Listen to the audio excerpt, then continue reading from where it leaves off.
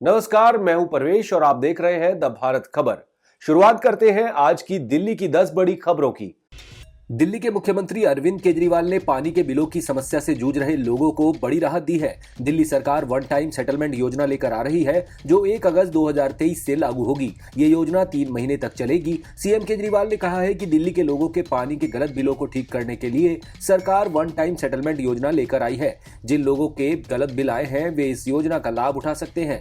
11 लाख लोगों के पानी के बिल गलत हैं। बिल ठीक होने के बाद 7 लाख लोगों के बिल जीरो हो जाएंगे। न्यूयॉर्क, ऑस्ट्रेलिया और हांगकांग की तरह ही अब दिल्ली की भी अपनी फूड ट्रक नीति होगी। इसके तहत दिल्ली में रहने वाले लोग रात में भी अलग अलग लजीज खानों का लुत्फ उठा पाएंगे। इस नीति के लागू होने से दिल्ली में रोजगार के अवसर पैदा होंगे और दिल्ली की अर्थव्यवस्था भी बढ़ेगी। दिल्ली के मुख्यमंत्री अरविंद केजरीवाल ने दिल्ली फूड ट्रक नीति 2023 को अपनी सैद्धांतिक मंजूरी दे दी है। शुरुआत में दिल्ली की 16 जगहों पर फूड ट्रक योजना को लागू किया जाएगा।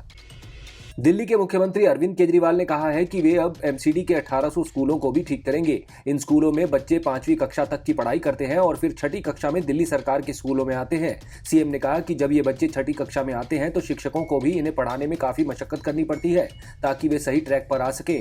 मगर हम चाहते हैं कि सभी बच्चों की नर्सरी और केजी कक्षा से ही अच्छी नींव बननी शुरू हो, इसलिए अब हम एमसीडी के स्कूलों को भी ठीक करेंगे।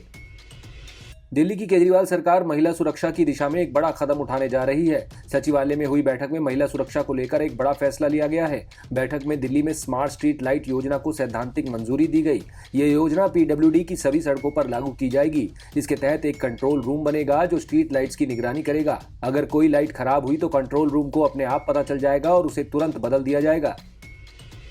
दिल्ली बीजेपी नेता रामवीर सिंह बिदुड़ी ने कहा है कि उनकी टीम ने कई बसों, टैक्सियों को रोककर उनमें लगे पैनिक बटन को टेस्ट किया है। इन बसों के पैनिक बटन दबाने के बाद भी किसी तरह से कोई जवाब नहीं मिला।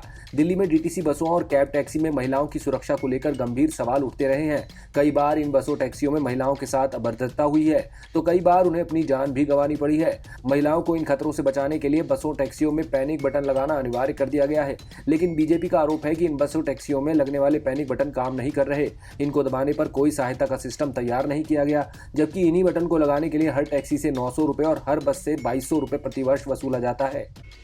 दिल्ली के रोहतास नगर से बीजेपी विधायक जितेंद्र महाजन को फंसाने के लिए मेडिकल स्टोर संचालक बंसल गोयल और उसके साथियों ने साजिश रची थी। पुलिस ने विधायक के खिलाफ झूठे मुकदमे दर्ज कराकर आपराधिक साजिश रचने के आरोप में मेडिकल स्टोर संचालक और उसके दोस्त को गिरफ्तार कर लिया है। आरोपियों की पहचान बसंत गोयल और उसके दोस्त गौरी शंकर के रूप में हुई है। बसंत ने अपने दफ्तर पर गोली चलने और 2 करोड़ की जबरन वसूली के 2 अलग अलग मामले ज्योति नगर थाने में दर्ज कराकर विधायक पर आरोप लगाया था। वहीं विधायक जितेंद्र महाजन ने भी बसंत गोयल पर नकली दवा बेचने का आरोप लगाकर मामला दर्ज कराया हुआ है।